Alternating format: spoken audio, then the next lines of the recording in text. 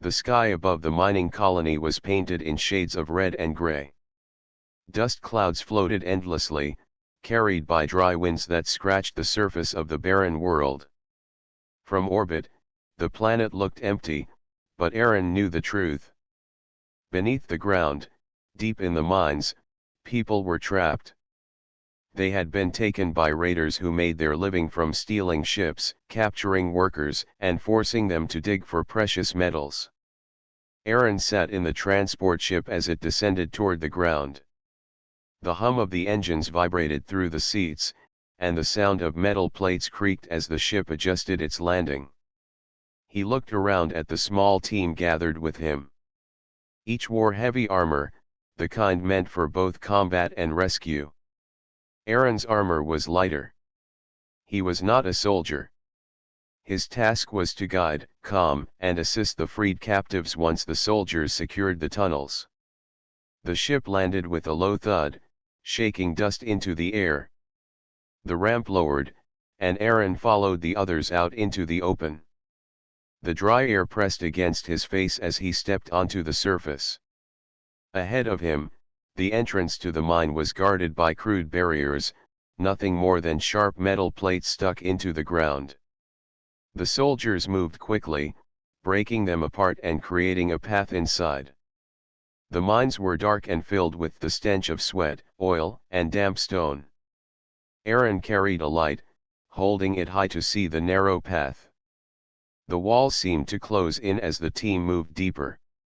Echoes of footsteps bounced in every direction, mixing with the faint cries and coughs of those trapped further inside.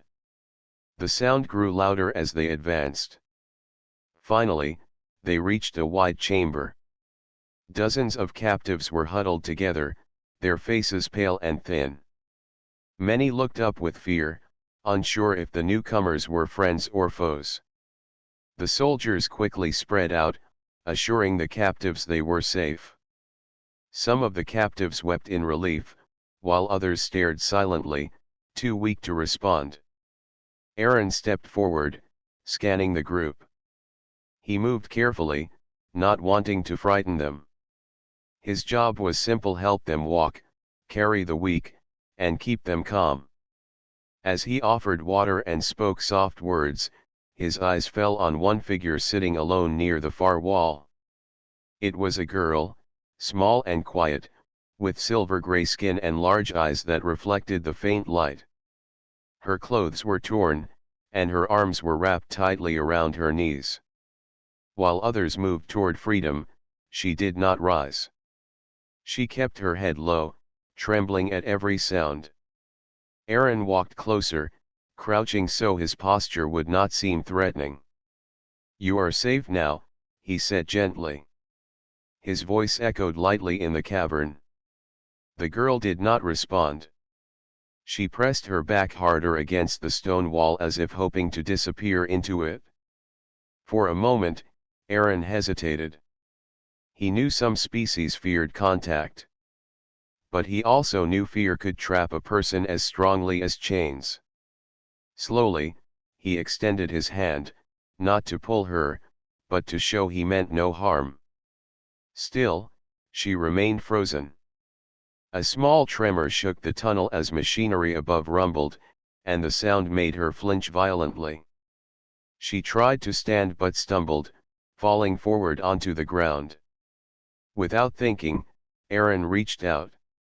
His hand landed gently on her head, steadying her before she could fall further. The moment froze. Her eyes widened in shock at the touch. Aaron expected her to scream or strike him, but instead she stopped trembling. The fear in her eyes softened, and her breathing steadied. She looked up at him, and though she said nothing, her expression changed from panic to fragile calm. "You are safe," Aaron repeated softly. He helped her rise to her feet. She leaned on him, weak and unsteady, but she did not push him away. For some reason, the single touch had built a bridge between them. The team began moving the captives toward the exit. Aaron supported the girl, keeping his pace steady so she would not fall.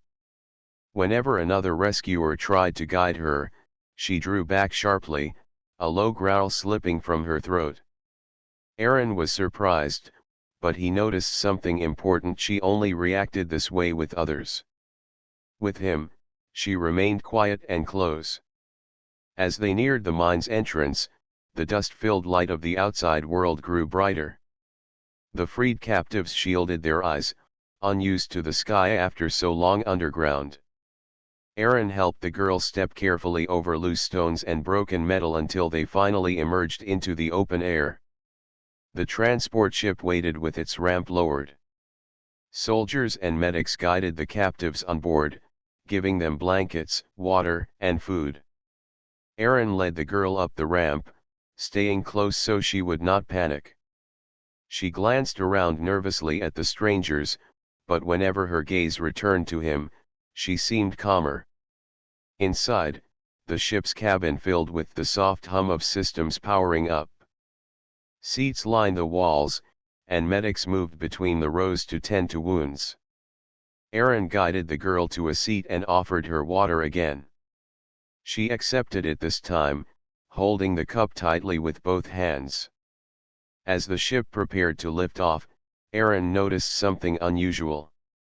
Every time someone passed too close, the girl stiffened, her lips pulling back as if she were ready to snarl. The medics exchanged uneasy looks, but Aaron raised his hand slightly to signal them to give her space. She relaxed again only when her eyes settled back on him. The ship rumbled as it rose from the ground. The mine grew smaller through the small viewing window until it was just another shadow on the planet's surface. For the captives, it was the end of their suffering. For the girl, it seemed like the beginning of something else. Aaron leaned back, tired but alert. He wondered what her story was, why she clung to him after a single touch. He did not know her name, but he knew one thing already: something had changed the moment he placed his hand on her head. She had chosen him as her anchor in a world that had only given her fear. The cabin was filled with quiet sobs of relief, soft murmurs of gratitude, and the steady hum of engines. Aaron sat silently, letting the girl rest beside him. Though he did not yet understand, he had unknowingly set a bond in motion that would follow them far beyond the rescue. The transport ship drifted through space, leaving behind the dusty world of the mines. Its engines hummed softly, a steady rhythm that filled the cabin. Inside, the rescued captives sat wrapped in blankets, their faces pale but calmer now that they were free. Some whispered quietly, some drank water in silence, and a few simply closed their eyes, letting exhaustion carry them into sleep. Aaron sat on one side of the cabin. Beside him was the girl with silver-gray skin. She had not spoken a word since they left the mines, yet her presence was strong. Her eyes stayed fixed on him, watching his every movement, as if he were the only solid thing in a world that still felt strange. When one of the medics approached with a tray of food packets, the girl tensed. Her lips pulled back, and a low sound rose from her throat. The medic froze, startled by the sudden hostility, and glanced at Aaron. Aaron raised his hand gently, motioning for the medic to wait. "It's all right," Aaron said quietly. He turned to the girl, his voice calm and steady. "They are here to help." The girl's eyes flicked toward the medic, then back to Aaron. Her body remained stiff, ready to lash out, until Aaron took one of the food packets himself. He opened it slowly and placed it in her hands. She looked at him, then at the food, and after a long pause, she began to eat. The medic gave Aaron a small nod of thanks and moved on. Aaron could feel the eyes of the crew on him. They had noticed the pattern already. The girl snarled or hissed at anyone who came close, but with him, she was calm. It was as if his presence built a shield between her and the rest of the world. Hours passed as the ship moved toward the nearest station. Aaron stayed by the girl's side, speaking softly when needed, but mostly allowing silence. She seemed to prefer it. At times, she would glance at the other captives, but the moment one of them shifted closer, she pressed herself against Aaron as if seeking protection. When the crew gathered in the control room, Aaron was called to join them. He stood slowly, unsure if the girl would allow him to leave. The moment he moved, she reached out and clutched his arm tightly. Her grip was surprisingly strong for someone so frail. Her eyes widened, and a sharp growl escaped her throat. Aaron crouched beside her again. "I need to talk to them," he explained gently. "I will not leave you." She stared at him for a moment, then slowly released his arm, though her body remained tense. Aaron gave her a reassuring nod before stepping toward the control room. As he walked away, he could feel her gaze following him until the door closed behind him. Inside, the commander of the rescue team stood near the display screen. A map of the nearby systems glowed in front of them, marking their course to the nearest neutral station. The commander's expression was thoughtful as he spoke. "We have a situation," the commander said, his tone low. "One of the rescued captives refuses to let anyone near her except Aaron. This could cause problems when we reach the station." A medic added, "I tried to examine her, but she nearly attacked me. She reacts like a cornered animal to anyone but him." Aaron shifted uneasily.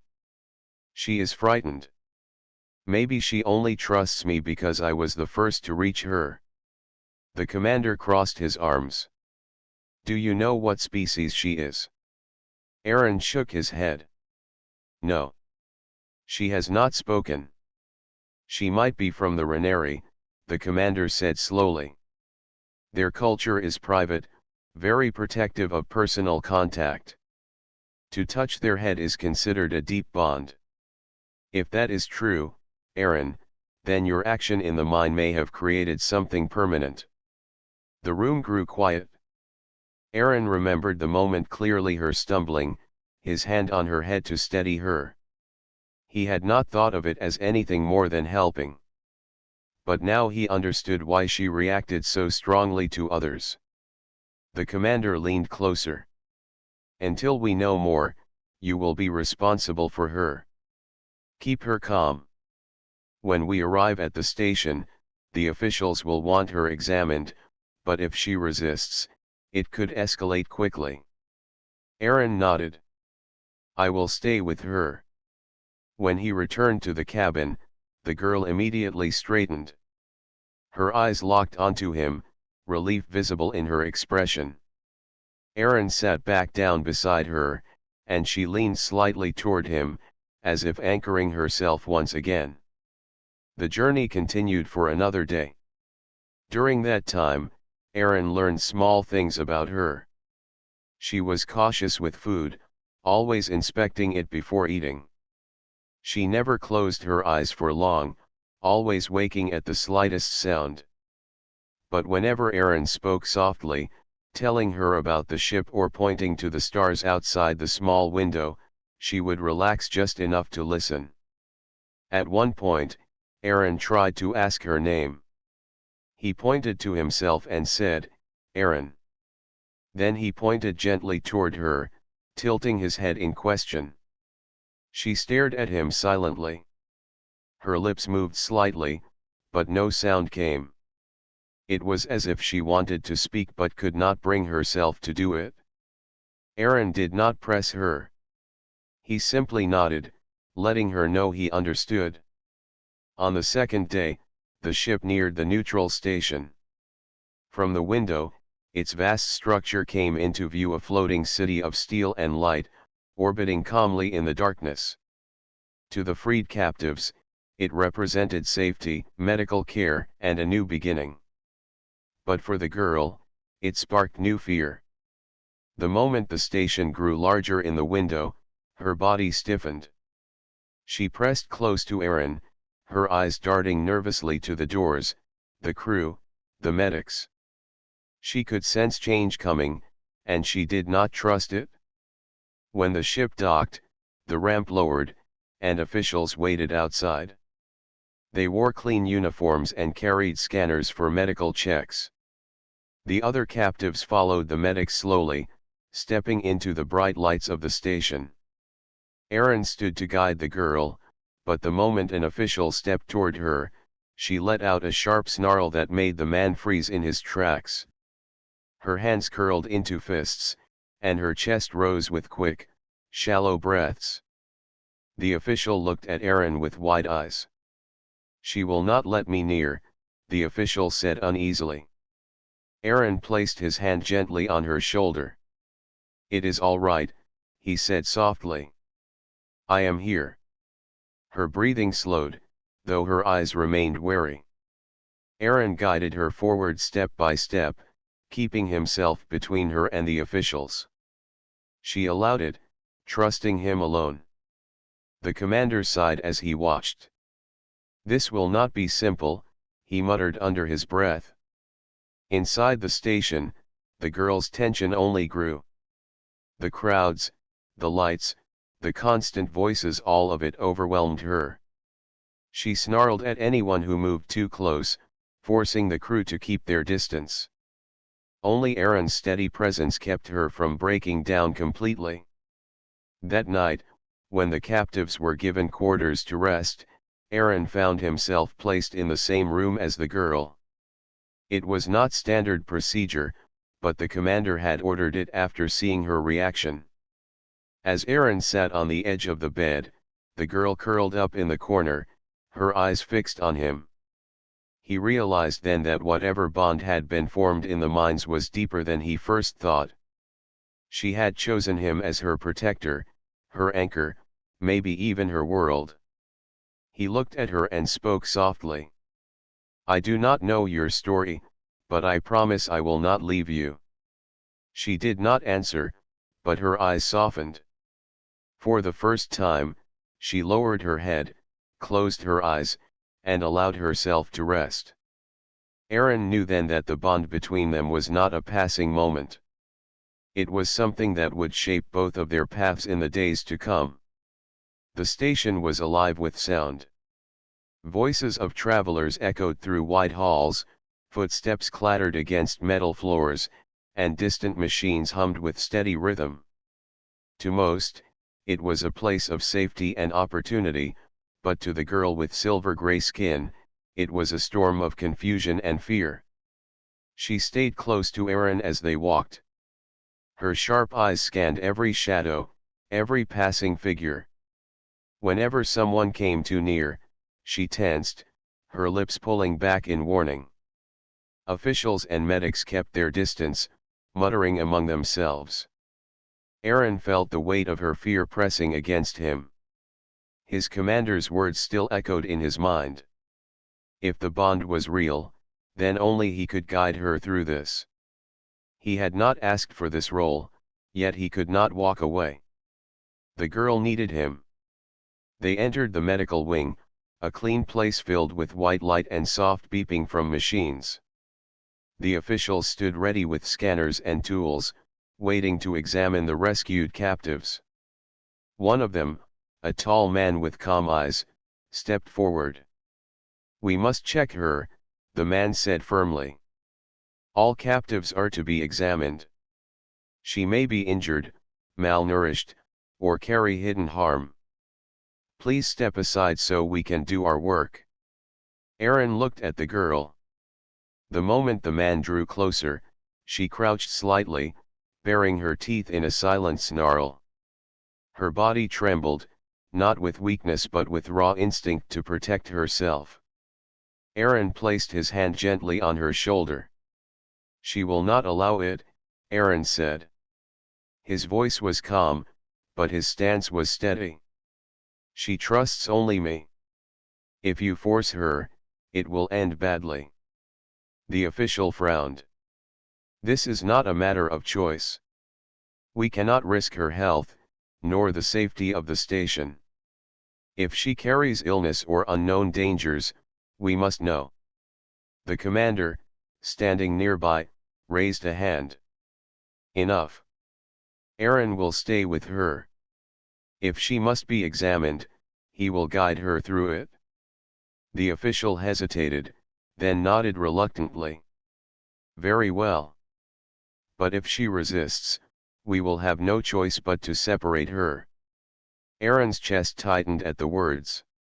He turned back to the girl, lowering his voice so only she could hear. They only want to help. I will be with you the entire time. Her eyes flicked toward the official, then back to Aaron. Slowly, she allowed him to guide her forward. When the scanner was raised, she hissed, but Aaron kept his hand steady on her arm. It is all right, he said again. The scan passed quickly, revealing signs of malnutrition and exhaustion but nothing more. The officials exchanged notes and allowed her to step back. She moved immediately to Aaron's side, pressing against him as though the entire experience had drained her. Later, as the captives were settled into their quarters, Aaron remained near the girl. She still had not spoken, but he could feel her trust in every glance she gave him. It was not just survival, it was something deeper, a silent vow she had chosen the moment he touched her head in the mine. That night, while others rested, Aaron sat awake, thinking. The commander entered the room quietly, pulling up a chair across from him. You realize this is unusual, the commander said in a low voice. Her kind do not bond easily. If she has chosen you, then you carry responsibility few would understand. Aaron rubbed his tired eyes. I did not mean to create this bond. I only tried to help. And yet here we are, the commander replied. When she snarls at others, it is not hate. It is defense. To her, you are her protector. If anyone tries to take that role away, she will fight it. That could cause conflict with the station officials. They do not care about bonds. They care about order. Aaron sighed. What do you suggest? Earn her trust fully, the commander said. Teach her that she can stand with others, not just behind you. If you fail, then the station may separate her from you, for their own peace. And if that happens, she may break. The words struck deep. Aaron looked across the room at the girl, curled in her corner, her eyes half open as she watched him even in her rest. He knew the commander was right. If she was ever to find her own strength again, she would need more than one anchor. The next day, Aaron began gently. In the dining hall, he guided her toward the tables where the other freed captives sat.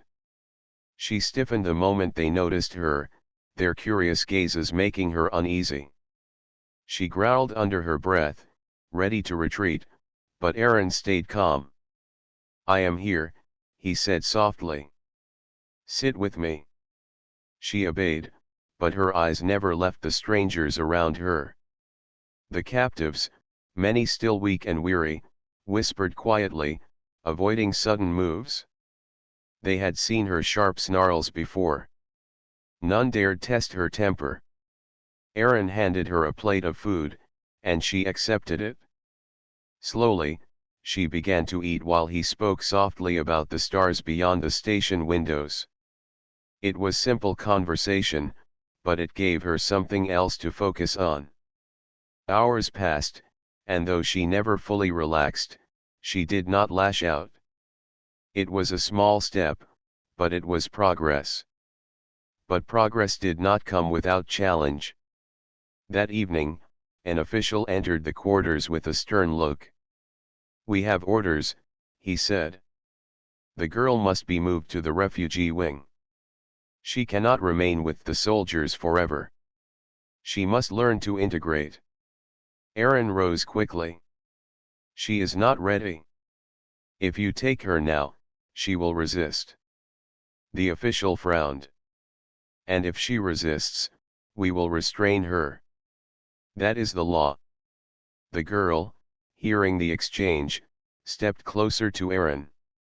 Her eyes narrowed at the official, and a deep growl rumbled from her chest. Aaron placed himself between them, his stance firm. "You cannot treat her like a number on a list," Aaron said. His voice was steady, though anger burned beneath it.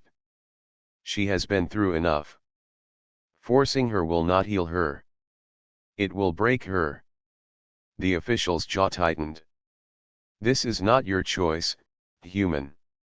Before the argument could grow, the commander entered, his sharp gaze settling on both men. "It is my choice," he said firmly. "And she stays with Aaron." "That is an order." The official stiffened, clearly unhappy, but after a long pause, he turned and left. The girl relaxed only when the door closed. She looked at Aaron with wide eyes, her expression unreadable. Then, slowly, she placed her hand on his arm, as if to thank him without words. That night, Aaron sat beside her in silence. He thought about the days ahead, the officials who would keep pressing, the fragile bond that kept her steady. He knew the challenge was only beginning. If he failed to protect her trust, she would never find her place among others. If he succeeded, she might grow beyond the fear that still clung to her. Either way, Aaron understood one truth: he could not turn back. The moment he touched her head in the mine, their paths had been tied together. And no force, not even the strict laws of the station, could undo it. The station's artificial lights never dimmed. Day and night blended into one endless glow, making it hard to know how much time had passed. For the freed captives, this place meant food, shelter, and care. For the girl, it meant endless crowds, endless noise, and endless reasons to stay pressed close to Aaron. Aaron noticed that even the sound of distant footsteps made her tense. Whenever someone tried to speak directly to her, she answered with a sharp snarl that drove them back. He worried that this behavior would not be tolerated for long. Yet every time he thought about it, he remembered the commander's words. If she broke, there might be no way to bring her back. One evening, Aaron tried something different. He brought her to one of the wide observation decks. Beyond the glass stretched the stars, endless and quiet. The sight calmed him, and he hoped it would calm her as well. She pressed her hands against the glass, her silver-gray skin glowing faintly under the station lights. Her eyes widened at the sight of the stars, and for the first time, Aaron saw wonder replace fear. "You are safe here," Aaron said softly. "The stars will not hurt you." She did not answer, but she stayed by the glass for a long time. It was the first moment since the rescue where she seemed at peace. That peace did not last. 2 days later, the alarm sounded. A sharp siren echoed through the station halls, followed by a voice over the intercom. "Warning. Raider ships detected. All security units report to stations. All civilians remain in secure zones." Aaron's chest tightened. Raiders. The same kind who had taken captives from the mines. The same kind who had trapped the girl. He turned to her, seeing her already trembling. Memories of the mine must have flooded her mind. She clutched his arm tightly, her nails digging into his sleeve. "We will be all right," Aaron said quickly. "Stay close to me." The station shook as the first impacts hit its shields. Lights flickered, and the distant sound of weapons fire echoed through the walls. Panic filled the corridors as civilians rushed toward secure shelters. Aaron moved with the crowd, keeping the girl close. Her eyes darted everywhere, wide with fear, but she did not let go of him. The commander's voice came over Aaron's communicator.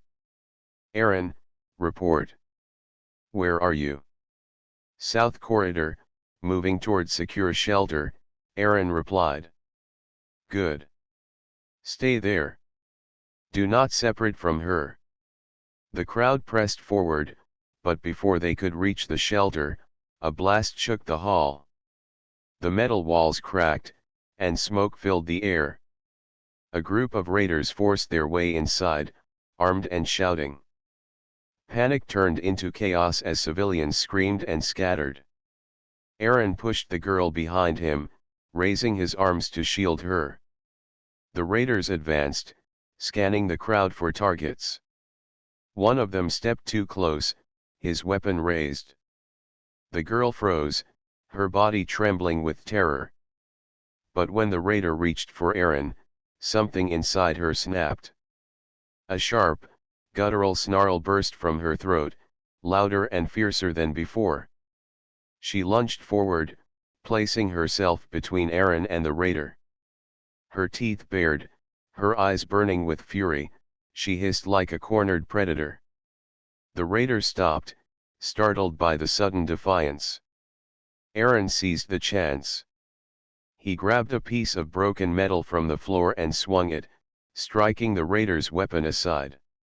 The clash drew attention, and other raiders turned toward them. Before they could strike, station guards arrived, weapons ready.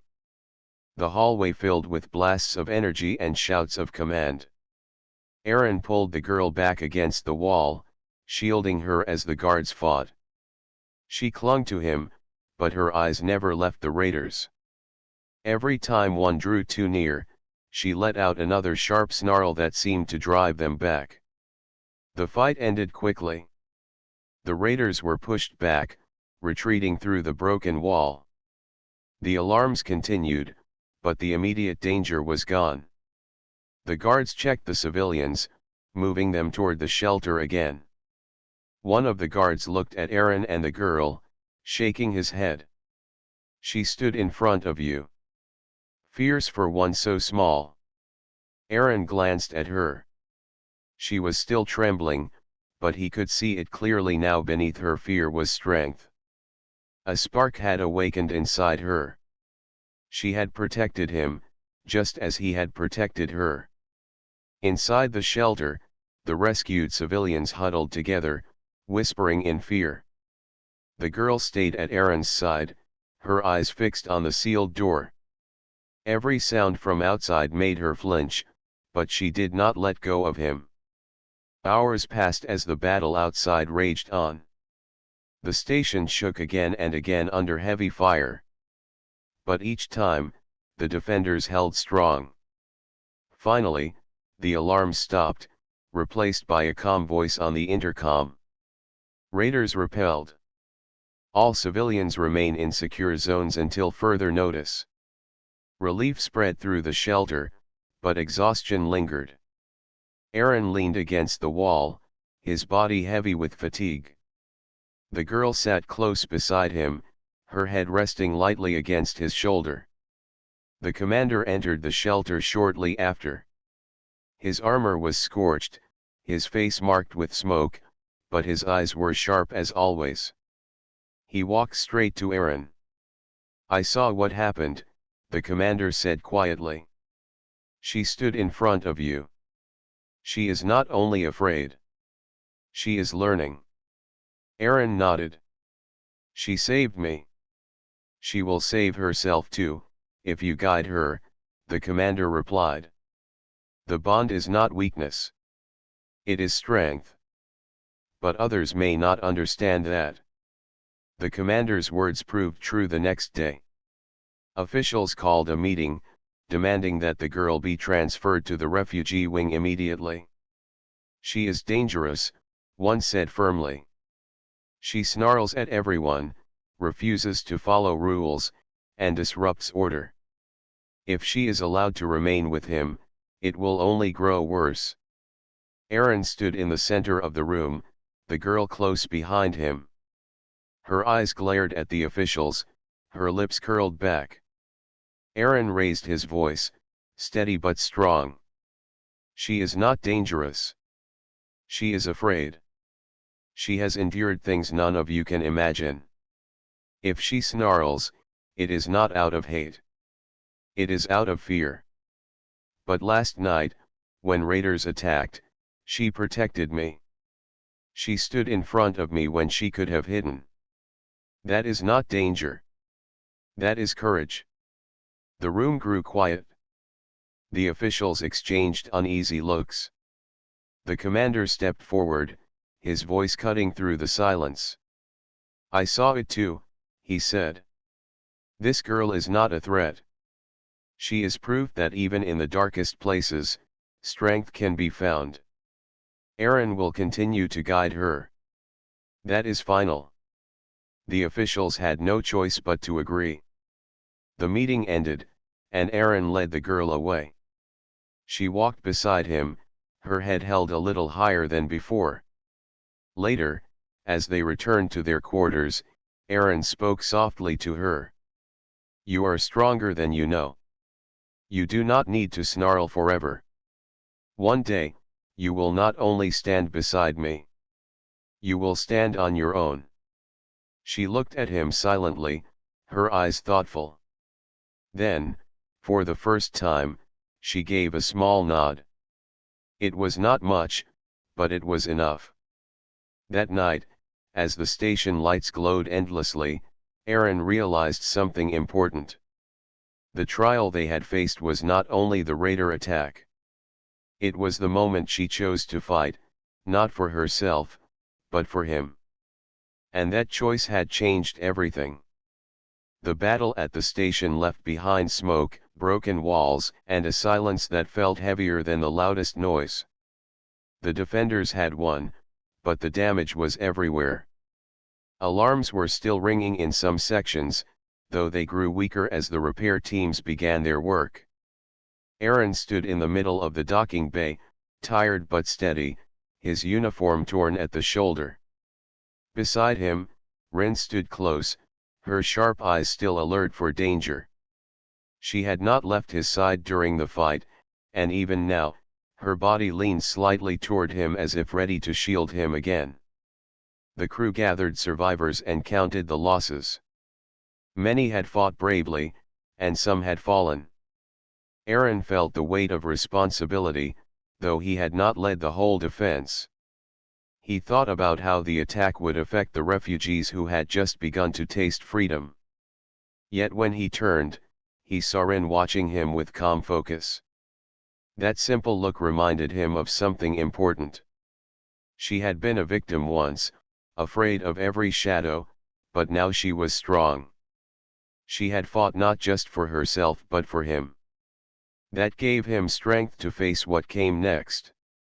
The station's commander, a tall officer named Varen, walked toward Aaron.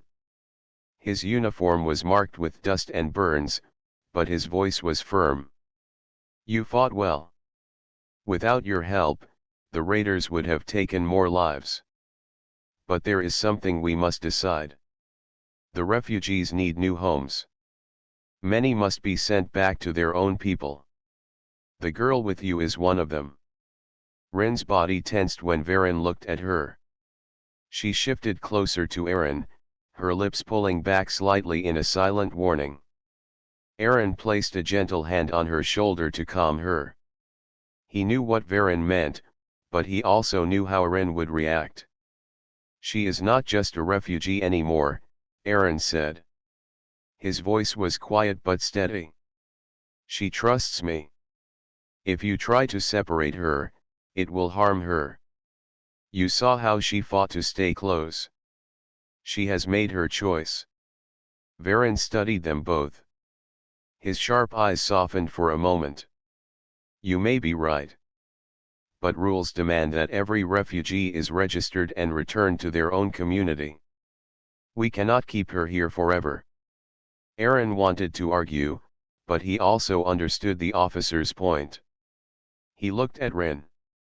Her eyes were fixed on him, waiting for his answer. She trusted him to speak for her. Aaron realized that his decision now would shape her future. Later, in the quiet of the medical wing, Aaron sat with Rin while she was checked for injuries. The doctors tried to keep their distance, moving carefully so she would not feel threatened. She allowed them only because Aaron was there. When they finished, she remained seated beside him, her thin hands gripping his sleeve. Aaron spoke gently. Rin, they want to take you back to your people. It would mean living among your kind again. Do you want that? For a long moment, she was silent. Her eyes lowered, and her body trembled. Then she shook her head slowly. She raised her hand and touched her forehead, the same spot where he had once touched her in the mine. It was her way of saying she remembered the bond. She leaned closer and whispered, "Stay." It was the first clear word she had spoken to him since the beginning. Aaron's heart tightened at the sound. He understood now she did not want to go back. She had found safety with him, and she chose to remain by his side. The next day, a council of officers gathered to decide the fate of the refugees. Aaron stood before them with Rin at his side. The room was filled with quiet voices, the hum of machines, and the weight of rules. Varen spoke first. The girl has refused return. She will only stay with the human soldier. This is not standard practice. What is your response, Aaron? Aaron looked at them calmly. She has already shown her value. She fought with us, saved lives, and proved her loyalty. She may not speak much, but her actions are clear. She has chosen her place. I will take responsibility for her. There was debate. Some argued that bonds between species were dangerous, that it might cause problems later. Others said that trust was rare and should be respected. Finally, Varen raised his hand to end the discussion. We are here to build peace, he said. If this bond is real, it is not our place to break it. Very well. The girl will remain under your care, Aaron. But know this, your duty is not light. She depends on you. Aaron bowed his head slightly. I understand. I will not fail her. When they left the council, Rin walked with steady steps beside him. She no longer snarled at every passerby, but her eyes still scanned the halls with quiet watchfulness. Aaron noticed that her steps matched his, as if she had learned to walk in rhythm with him. Days passed, and life on the station began to return to normal. Refugees were sent to safe worlds, repair crews rebuilt what was broken, and patrols doubled to prevent another attack. Through it all, Rin stayed near Aaron. She began to explore small freedoms, eating meals with the crew, listening when others spoke, and even trying to form words beyond whispers. Her language was still broken, but each attempt brought smiles from the crew. There were moments of warmth. Once, during a meal, a young crewman dropped a tray, and Rin instinctively jumped in front of Aaron, ready to defend him. The crew laughed kindly, not at her but with affection. They began to see her not as a strange captive but as part of their team. Aaron saw the change and felt a quiet pride. One evening, Aaron and Rin stood by the wide window of the station, looking out at the stars. The galaxy stretched endlessly, full of danger but also full of hope. Rin pressed her hand against the glass, her reflection mixing with the stars. Aaron spoke softly. Do you regret not going back? She turned to him, eyes calm and certain. No. Stay. Her voice was firmer this time, carrying strength. Aaron nodded. Then we stay. Together. The words carried weight. They were not just a promise between human and alien, but a sign that even in a galaxy divided by fear, bonds could form where no one expected. Rin had once been a silent captive who snarled at anyone who came close, but now she was more. She was a friend, a guardian, and proof that kindness could change destiny. In the days that followed, New missions awaited the crew. Aaron prepared to leave the station with Rin at his side. As the ship's engines came alive, he looked at her once more. She met his gaze with steady eyes, no longer fearful. The journey ahead would not be easy. There would be battles, doubts, and endless challenges. But Aaron knew that with Rin beside him, he was not alone. He had touched her head once in a moment of comfort, and that single act had built a bond stronger than fear, stronger than pain, stronger than the distance between stars. Together, they stepped onto the ship, ready for the unknown. The galaxy watched silently, but their story had only just begun.